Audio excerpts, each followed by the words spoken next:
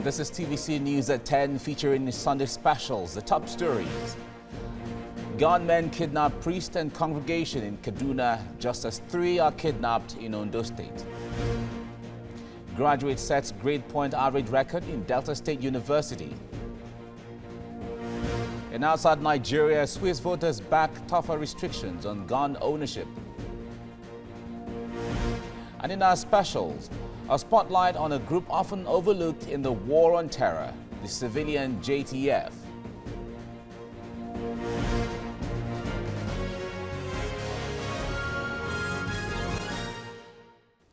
Glad to have you join us right now. A clergy with the Ekwa Church in Zaria and his daughter have been kidnapped.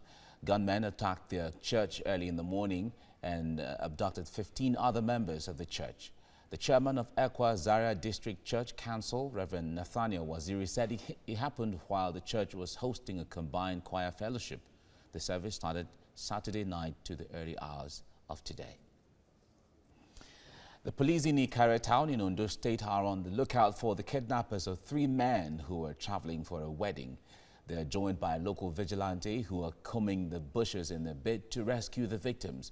The men were abducted along the road at the same spot where the wife of a monarch was abducted last year. But the wife of one of the men was allowed to go free with her children, so she'll report the case for possible negotiation for ransom. The Southwest Conference of the Christian Association of Nigeria has ended in Akure, Ondo State, with a call on the federal government to tackle the rising cases of insecurity in the country. The chairman of CAN in Ondo State wants President Muhammadu Buhari to use his second term to put an end to killings across Nigeria. He also wants the president to be more proactive in dealing with kidnapping and armed banditry. The security of the nation calls for attention. Almost every now and then we hear of a kidnapping case somewhere or killing or thereabout. We believe that our security is not yet the best as it ought to be in the nation, and that the federal government should do more to ensure that lives and property are secured in this nation. Look, federal government is a government, and you can only do what you can do. We've seen this kind of cases around the world when nobody, we will not be part, or I will personally not be part of saying that the federal government is not doing enough. They are doing the best they can. We are dealing with the devil. And it's not only in Nigeria, but across the nations. 17-year-old Victoria Moray, who got missing 2 weeks ago on her way to school, has been found by her parents and reunited with her family. Senior correspondent Ivy Kanu visited the home of the Morays. On arrival at the home of the Morays, well-wishers were seen who came to rejoice with the family on the safe return of Victoria. Her mother, who is still in shock, said she would rather not talk about her daughter's disappearance, at least not yet. Her father said the family has been through hell and can't wish such on his worst enemy. Sharing the story to find Victoria, he revealed that after his post went viral on social media, he got a call from a particular number from Aja. He set out for the meeting with the police, but it turned out a wrong idea. When they saw the police, that particular trail went cold. Nobody wanted to cope with anymore.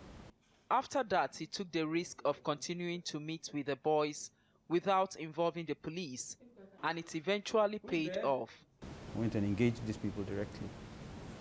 But they said that because we're the local people, and they knew their environment very well, and they knew their area very well, the Ado Road, Badore area of Aja, and that they would help me to comb the area. I was waiting and I was getting quite, impatient. So I made posters of my daughter, and with her mom we went to that particular street, Ado Road in Aja, and we're distributing posters house by house, shop by shop, talking to people directly and begging them, if you see this person, please let us know. And then last night, around 10 p.m., 11, I got a call from these same people I've been dealing with in Aja, and they said, come and pick up your daughter. I was like, really? I couldn't believe it. So I wanted to go alone, but her mom said, no, you cannot go without me. So we went out that late with her mom, drove out to Aja, and there they were, waiting by a filling station with my daughter. What happened? Then they told us the story of how they found her in this particular apartment not used apartment, at the edge of the settlement, very close to the edge of the swamp. So that was where she was kept. He thanked Nigerians for their support on social media after he made the post on his missing daughter with a piece of advice for parents and guardians. Parents should pay closer attention to their children, especially those that are beginning to mature. I tell my children all the time, don't speak to strangers. But somehow maybe Victoria felt she was mature enough to speak to strangers and to handle a conversation on her own. Clearly, she's not able to do that. Victoria, we were told, needed some time to come to terms with what she's been through. We got her back. She looks okay physically. She looks unkempt, a bit emaciated. But she looks distant, she looks dazed and a bit withdrawn. So ever since she came back to the house, she's been holed up in her room, hugging a pillow and crying. Ivy Kano, TVC News, Lagos. A 23-year-old orphan has set a new academic record at the Delta State University, Abraka. Jonathan Marviano got a 4.91 cumulative grade point average in mathematics to emerge the school's all-time best graduating student. TVC News' Ikena Amechi has the story. The ceremony began with a procession by graduating students, members of the academics, and the visitor of the institution. The Delta State University has a rich blend of courses from engineering to medical sciences, social sciences, and others, but the citadel of learning prides itself in the growth achieved since its establishment in 1992. A total of 4,252 graduates with 68 first-class honors are ready to launch their way into the larger society to impart positively what they have learned over the years. I congratulate the graduates for their success. Hard work, commitment, and perseverance are the hallmarks and the defining features of any citizen who is prepared for the challenges of our modern but fast-changing society. It's expected that you will apply the same virtues as you move into the wider society.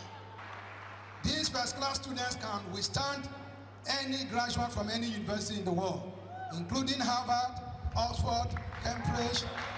You will see the 68, I said they deserve first class. It's not a university that dishes out first class to students.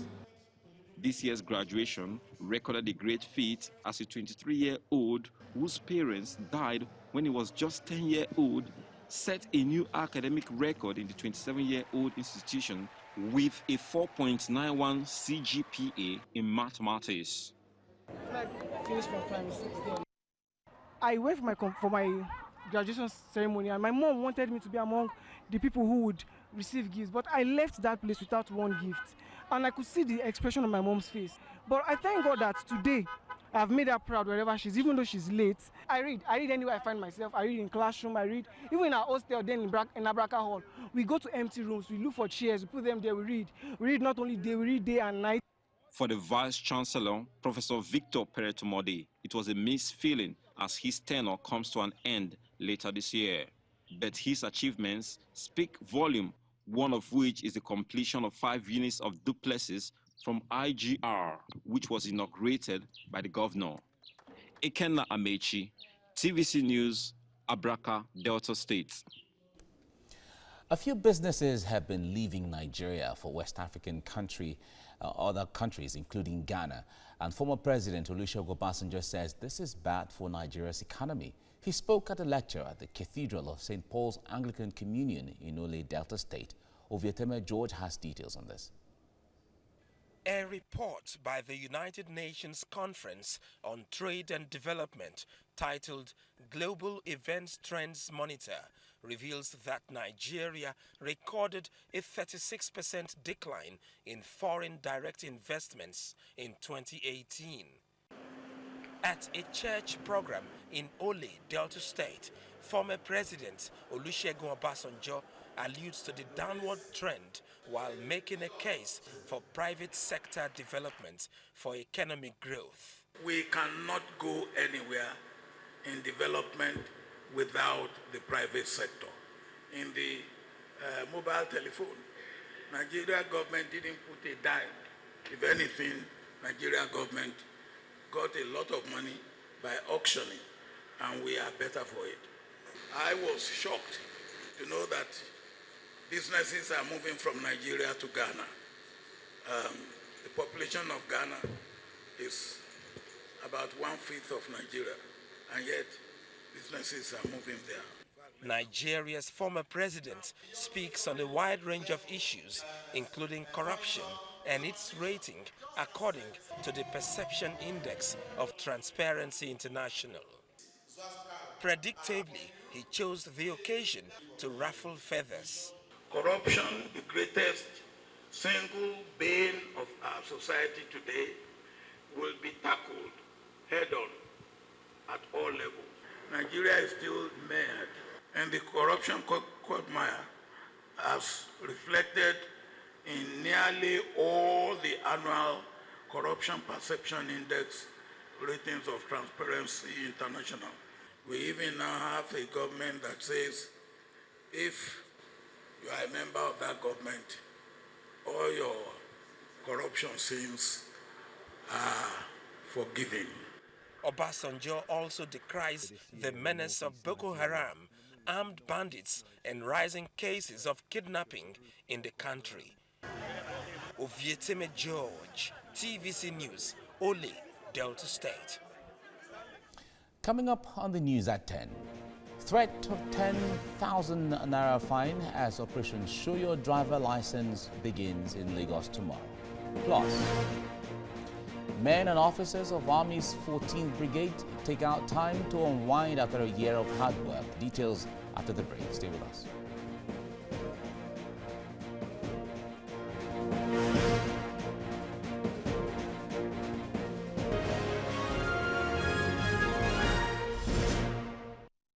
This is TVC News at 10. The Jos Terminus main market in Plateau State, which was bombed in 2001, has been pulled down.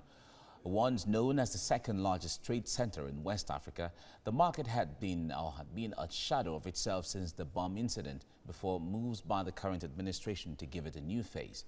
Human activities have been suspended within the 200-meter distance around the demolition site, as advised by construction experts. Governor Simon Lalong assures residents his government will begin its reconstruction without any further delay.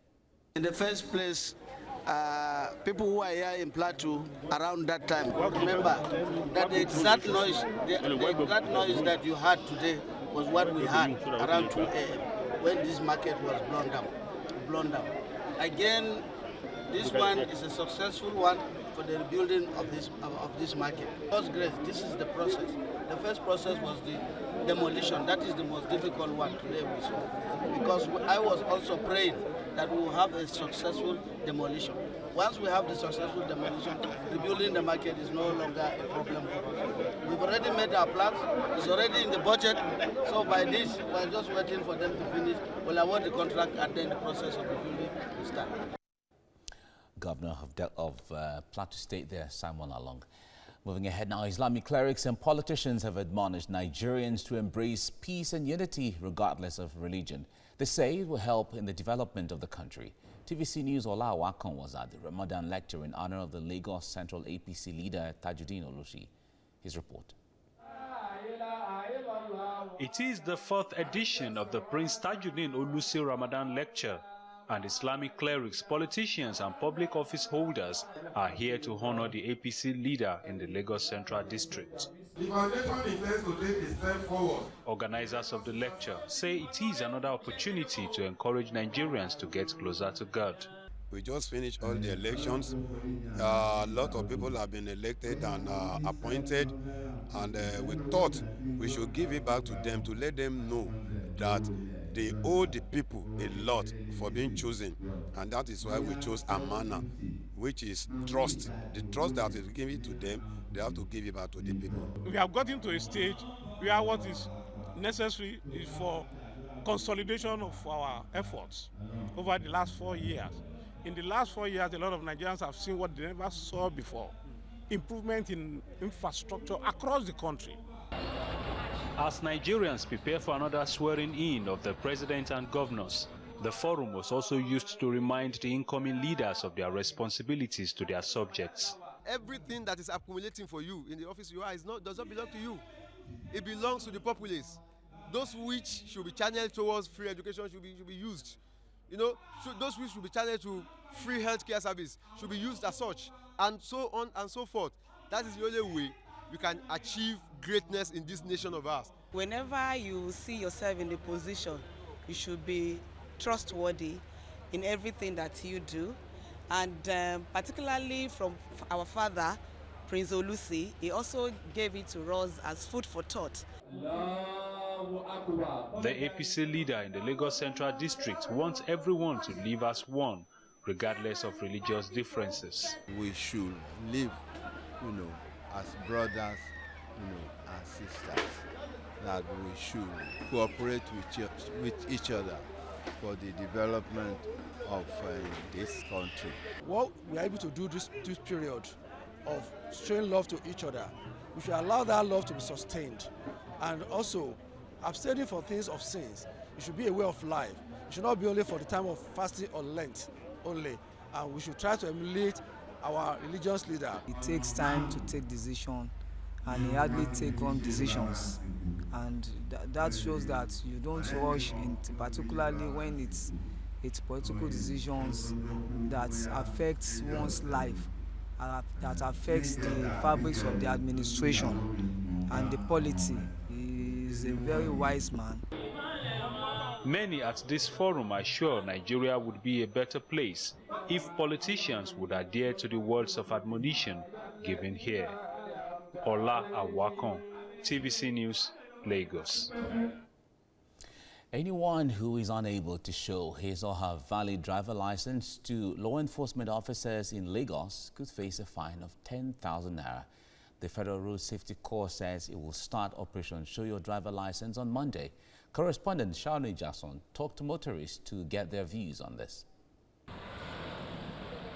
It's more than a week since the Lagos State Sector Command of the Federal Road Safety Corps, FRSC, released a press statement announcing Operation Show Your Driver's License. The operation will last for 2 weeks. We went to the streets of Lagos to find out what motorists think. We have a lot of people driving without license, and which is really not the right thing to do. And according to the news, I heard there are lots of licenses in the office that people have not collected. It's good for someone to have his driving license because it's to show that you are a complete driver. So for that, I have my driving license. In other same countries, if you don't have a driver's license, you can't be on the road. You don't have any business to be on the road if you don't have a valid driver's license. That certifies you, a good driver. So if you don't have it, you don't have to be on the road. But not everyone on the wheels of a car is in support of the operation. Some would rather the Federal Road Safety Corps simplify the process of getting a license. It's a good idea, but they should first go and work on the system and make the license available. The one I applied for, it took me almost 6 months to get it in place. So if the process is okay and it's available to all, then you can start enforcing. You don't enforce things that are not reasonable. My driving license, up to date, I have not received any message because they said they are going to send it to me once it is ready. But till now, I have not. I'm driving with paper. The thing was downloaded from their system, and that is what I still have.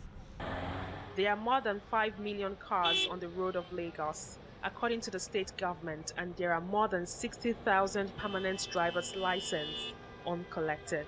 Sharon Jackson, TVC News, Lagos. Nigeria's Chief of the Air Staff, Air Marshal Sadiq Abubakar, has inaugurated a hangar in Maiduguri. There had been one in the city, but it had been in a state of disuse for years. Kolomidala's report is presented from our studio. This is the newly installed hangar, which will serve aircraft used in the fight against terrorists in Nigeria's northeast. The Chief of Air Staff is represented by Air Vice Marshal Musa Mukhtar, who is welcomed by the commander of the Air Task Force, Vice Marshal James Gwani. He explains the importance of the hangar. Your commitment to the provision of infrastructure for the optimum performance and comfort of NAP personnel, especially those of us in the Northeast, is very commendable, sir. Let me use this opportunity to thank the entire personnel of the Air Task Force for their relentless efforts in ensuring that the activities of the Air Task Force are carried out smoothly. Please keep up the good works. We owe the service and the nation our unalloyed commitment to do even more. Air Vice Marshal Musa Mukhtar reads the message of the Air Force Chief to the servicemen and women. We shall continue to work for the security and unity of the nation in line with the provisions of the Constitution of the Federal Republic. On this note, I would like to express our gratitude to the President and Commander-in-Chief of the Armed Forces, President Muhammadu Buhari, for his continued support of the Nigerian Air Force towards the achievement of our desired air power goals. Much as we have sacrificed, let us always be propelled by the support and goodwill of the Nigerian people to the Nigerian Air Force to do more for our nation. Congratulations, and I wish you well. The new hangar will ensure fighter aircraft are better protected from the harsh weather conditions of the Northeast, as well as improve their lifespan and fighting efficiency. 5 months after the end of the year, men and officers of the Army's 14th Brigade came together to celebrate the highs and lows of 2018. They did so in a fun atmosphere at the Goodluck Jonathan Barracks in Ohafia, Abia State. Tony Ezechukwu's report is presented from our studio. It was time to relax and have fun after a year of hard work. Officers and men of the 14th Brigade of the Nigerian Army are here with their families to celebrate all their activities of 2018. The General Officer commanding the brigade, Brigadier General S.B. Kumapai, and visiting representatives of the 82nd Division in Enugu commend the men and officers for their resilience and work in the last year. Nigerian Army social activity plays a vital role of reminding the older generation of the barracks community of the good time in Nigerian villages, and at the same time connecting the younger generation who were probably born outside their traditional communities to their roots. I wish to state with all sense of humility that we have been able to achieve the brigade's training objective for year 2018.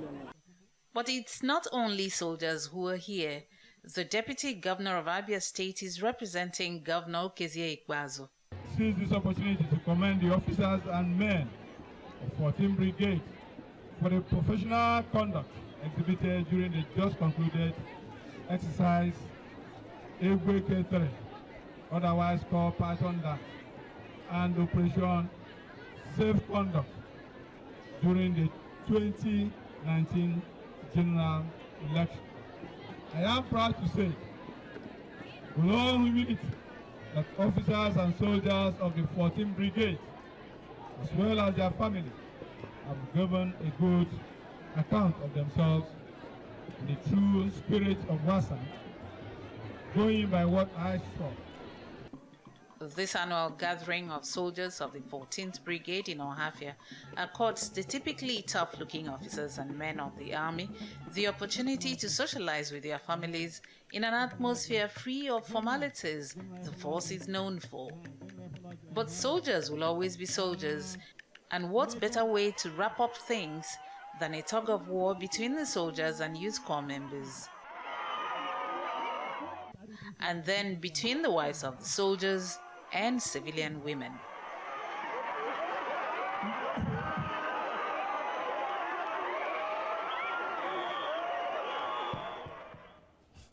It was really a tug of war. Still ahead on the news at 10, Manchester City's Vincent Kompany to join Anderlecht as player manager. Plus, some of Africa's greats gather in Lagos for farewell match in honor of Governor AMBODE.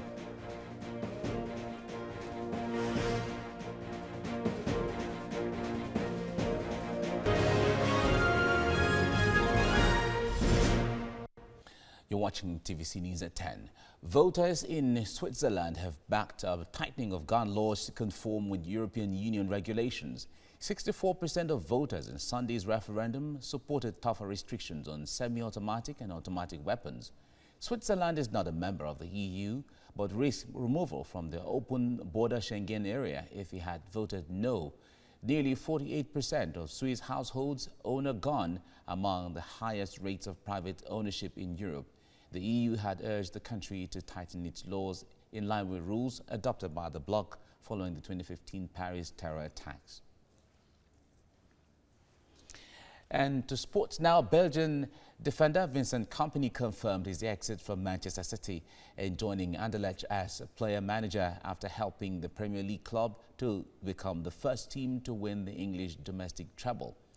Kompany played his final game for Manchester City in Saturday's 6-0 FA Cup final against Watford. The Belgian played 360 games for City since joining from Hamburg in 2008, winning 4 Premier League titles, 2 FA Cups and 4 League Cups, while scoring 20 times along the way. Kompany has spent a 3-year deal with Belgian side Anderlecht, where he came through the ranks, making 103 appearances and winning the Belgian title twice. Super Eagles attacker Vincent Osimhen has been named Sporting Charleroi Player of the Season for the 2018-2019 campaign. Osimhen has been in sensational form for Felix Mazou's side since his arrival from German Bundesliga outfit Wolfsburg on a season-long loan. The 20-year-old has contributed immensely to Sporting Charleroi rise with 16 goals in 32 appearances. Osimhen was included in Nigeria's 25-man provisional squad for the 2019 Africa Cup of Nations in Egypt. The Super Eagles have been placed in Group B against Burundi, Madagascar and Guinea. Bayern Munich players celebrated a record-extending 7th consecutive Bundesliga title after crushing Eintracht Frankfurt 5-1 to finish 2 points ahead of Borussia Dortmund. The Bavarians, who will secure a domestic double if they beat RB Leipzig in the German Cup final on May 25, have now won the German league title a record 29 times. Veterans Frank Ribery and Arjen Robben were both on the score sheet in what will be the final time at the club, while Ribery became the first player to win 9 Bundesliga titles. Bayern's Robert Lewandowski was crowned the league's top scorer for the 4th time with 22 goals. Bayer Leverkusen secured a place in next season's Champions League after their 5-1 thrashing of Hertha Berlin in the German capital on Saturday meant they climbed to finish 4th in the table on the final league day. Leverkusen needed to win and see Borussia Mönchengladbach lose at home to title-chasing Borussia Dortmund to secure their place in Europe's place. And Benfica won a record-extending 37th Portuguese league title by hammering Santa Clara 4-1 at home on Saturday on the final day of the season. Fans across the country celebrated with the young and ambitious players who came through Benfica's famous youth academy. Benfica beat last year's champions Porto to the title with 87 points, scoring 103 goals. 19-year-old João Felix and 21-year-old Ruben Dias were the revelation players for the Lajes this season, with Real Madrid and Manchester City in for both players. Former Senegal player El Hadji Diouf and Nigeria's Austin Okocha shone like a million stars in the farewell match in honor of Lagos State Governor Ambode. Football fans were entertained in a match that had African legends against the Nigerian legends. Details in this report. Nigerian football legends and other African football legends lit up the Agege Stadium during a testimonial match in honor of Lagos State Governor Ambode. The African legend team had players like El Hadji Diouf,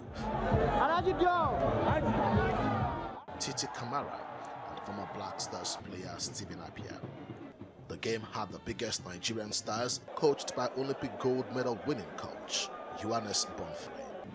The Nigerian team had Austin Okocha, Kanu Wankwo, Peter Rufai, and Emmanuel Amunike. Kanu Nwankwo scored the opening goal in a game that ended 4-4.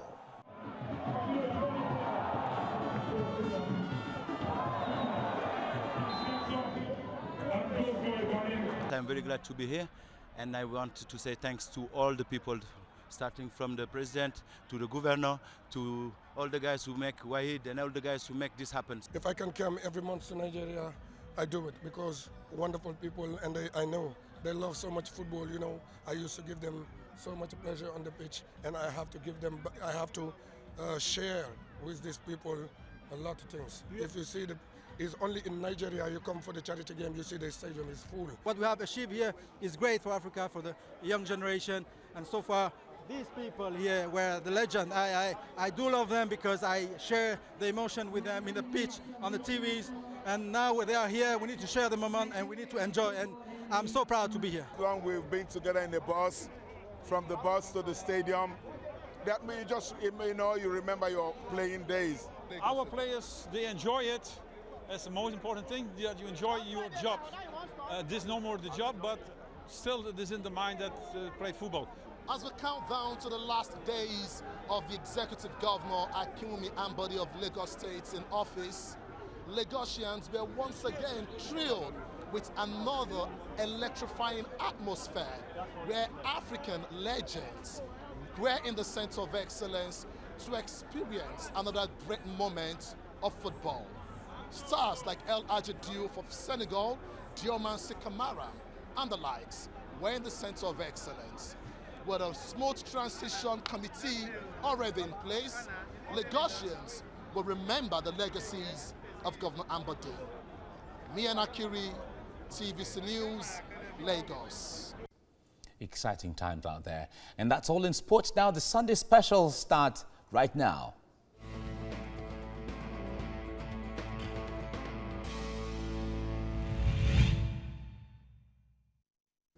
And we go to Borno State, where residents of Maiduguri are now enjoying some respite from attacks carried out by Boko Haram. This relative end to hostilities was hard-fought and community-based. The Civilian Joint Task Force set up to collaborate with the military in fighting Boko Haram now partly takes credit for flushing Boko Haram out of Maiduguri. But the 2016 UN Secretary General report on children and conflict has brought the activities of the Civilian Joint Task Force under the spotlight. TVC senior correspondent Femi Akonde brings us this exclusive report on a closer look into the operations of the Civilian Joint Task Force. This city once lived on the edge, but now there's a fluid movement of people all over the place. For some of them, life is back to normal. It is business as usual, and the fear that gripped them in those trying times has all but disappeared. They all have stories to tell. They are tales of terror and oppression. I'm here to meet some tough people that defended their communities when the going was rough. They are the Civilian Joint Task Force. We were introduced to Babashehu Ganiu, a top commander of this local militia. He led a revolution against Boko Haram, the public enemy #1, and pushed them out of Maiduguri. But his men relied on sheer guts, pushing against an extremist group with superior firepower, armed with just clubs and sticks. He seems to be in charge of operations. He commands respect among these men, and he demands absolute loyalty. As we started this work, we gather all the 15 wards, all the youths agree and join us. Then we started by swearing with the Holy Book Quran. If you are a Muslim, you will swear with the Holy Book Quran. If you are a Christian, although you will swear with the Holy Bible, that you will do this work between you and your God, no teaching, no politics, no stealing, no hatred. Those are the conditions that you swear with it, with yourself, before you will join that activities. And you will swear, we will take this oath at the front of the community leaders, that is the district heads, the Lawan, the Bulamas, the religious leaders, those are the people, they will just gather and swear. You will take that all in front of them, that you will do the work between you and your God. A United Nations Secretary General annual report on children and armed conflict indicted the Civilian Joint Task Force for recruitment and use of children in the conflict. The UN estimates that there are about 3,700 underage children as members of the Civilian Joint Task Force. Now Babashe, who understands their activity, has come under global scrutiny. We agree, yes, we have the small children, we are using in the activities. That's why we say, okay, we agree that we will separate them. But we are not recruiting, but we use them during in our action time. Like we use them as supporters, those who are conveying our marches, cattle losses and others. You understand? We keep some in checking points so that they will open the gate and close it. And we use some as informants when they see something very strange so that they will communicate to us. Those are the boys. But truth of the matter, we are not recruiting. When you say you recruit somebody, you will give him arm and others. So we are not giving arm to underage children, but we use them during that our work. Gambo Kashim is the parent of a 16-year-old boy recruited as a child into the civilian JTF.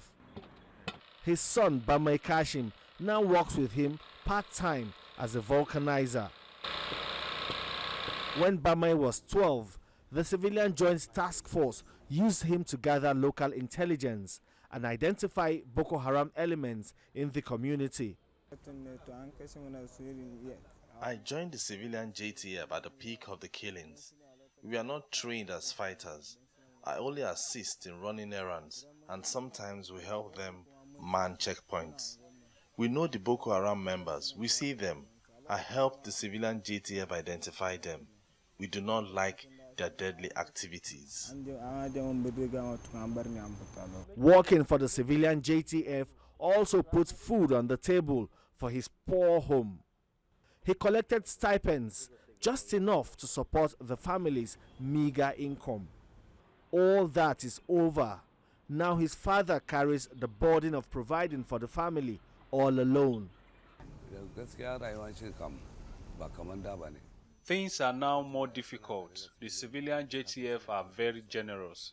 When my son was working for them, he gets some financial reward. Now that he has been disengaged, we are left alone.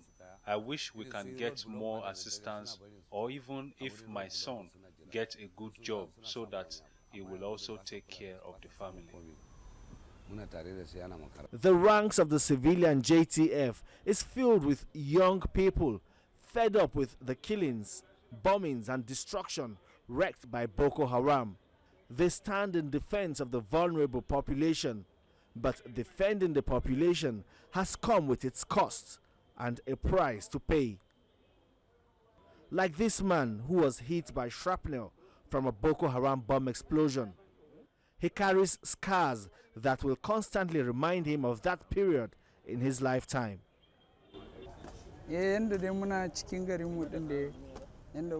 We have removed fear from our hearts. They cannot kill us all. Someone has to stand up to these rascals. That is what we are signed on to do. We will not stand down. Daredevil attacks by Boko Haram in the past claimed thousands of lives, injured many more, and destroyed property estimated at more than $9 billion. Nigeria's President Muhammadu Buhari recently told the World Economic Forum on the Middle East and North Africa that the death, damage and destruction caused by terrorist groups such as Boko Haram will take decades to recover from. The militia has not slowed down. They are out on the streets, carefully watching to identify danger in its wake. In this month of Ramadan, they are also working. At sunset, they gather for a feast to break their fast. They pray for peace and protection.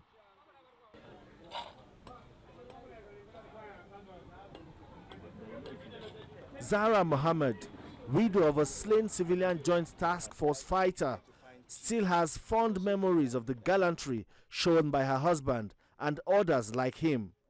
Her husband's death left her with 3 children to cater for from proceeds of her tiny business.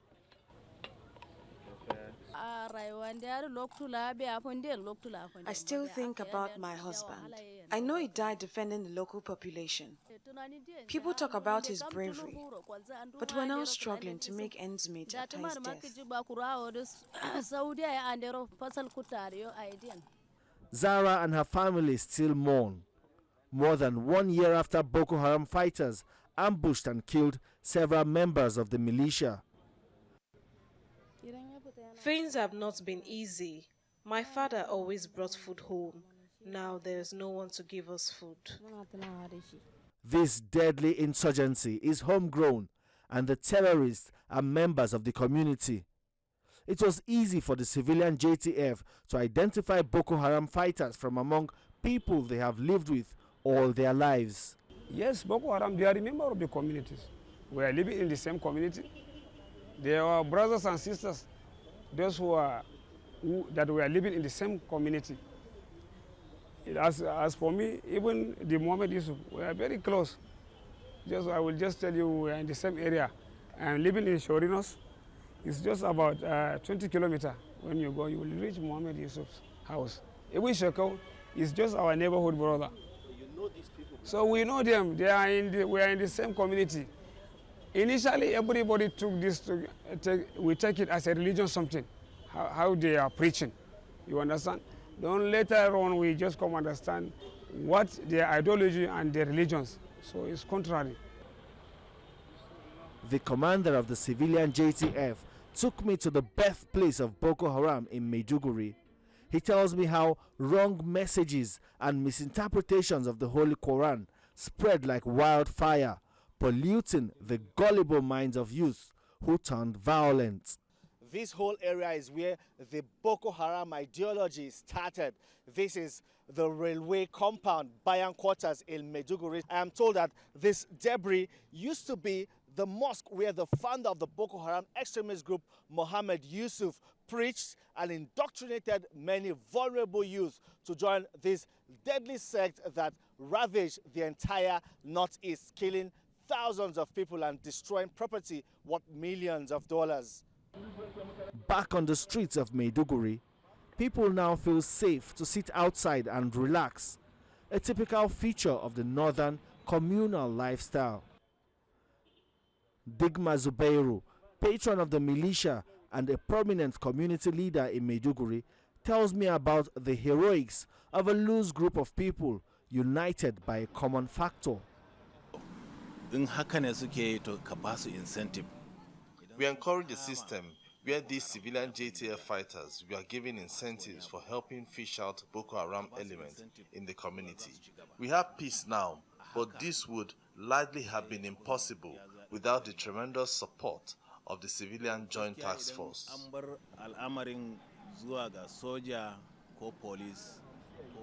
This is Limanti Ward in Sheuri North in Maiduguri. Residents here have returned to their homes after more than 2 years on the run. They feel safe again in a community once ravaged by the killer extremist group. This 79-year-old man shows scars from bullet wounds inflicted on him by the guns of Boko Haram. He says he is lucky to have survived the attack. This survival story resonates among thousands of residents in Maiduguri. Once upon a time, moving freely on the streets of Maiduguri was very risky. You could see fear and tension on the faces of residents then, unsure of what form an attack would take or what time an attack would occur. But residents today are glad that dark times are finally over, and there are hopes that the peace will be maintained. The local population puts boots on the ground to defend their land, and today they are glad they did. For the civilian JTF, they must now carry on their self-appointed task without the recruitment and use of children, in compliance with the United Nations Action Plan to protect children in conflict.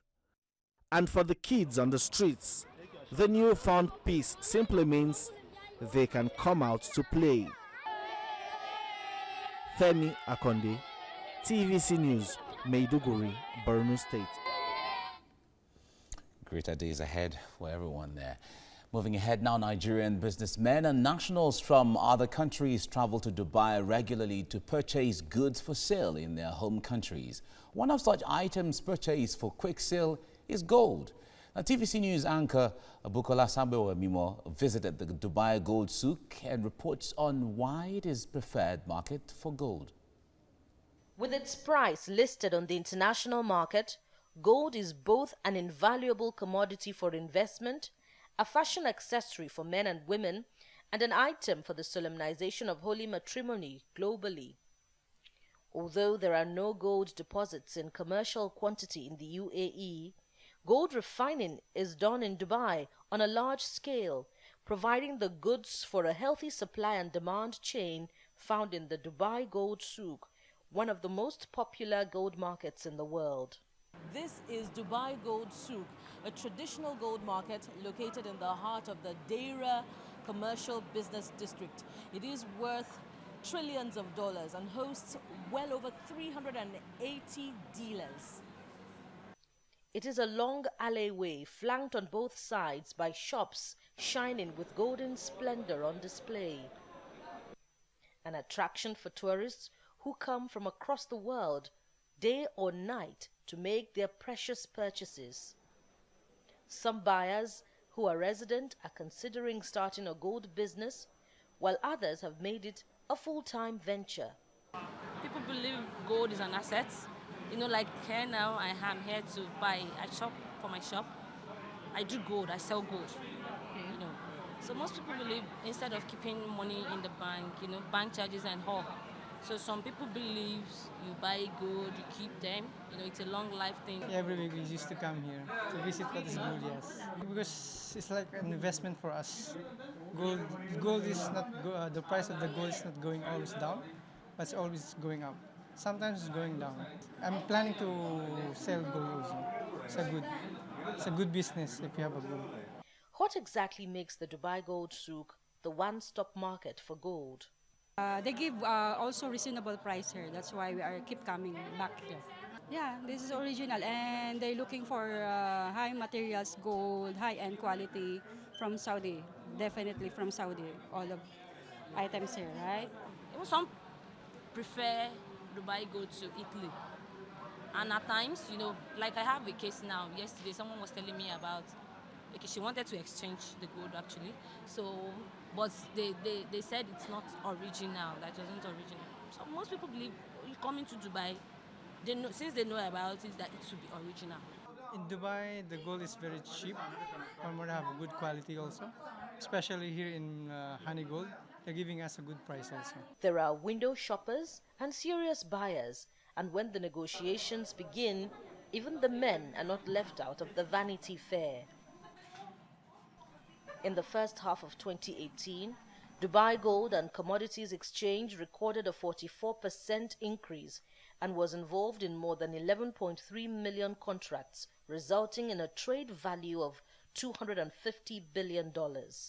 Indian gold merchant Shindo Wagis believes the transactions recorded at the Dubai Gold Souk may be well beyond this amount.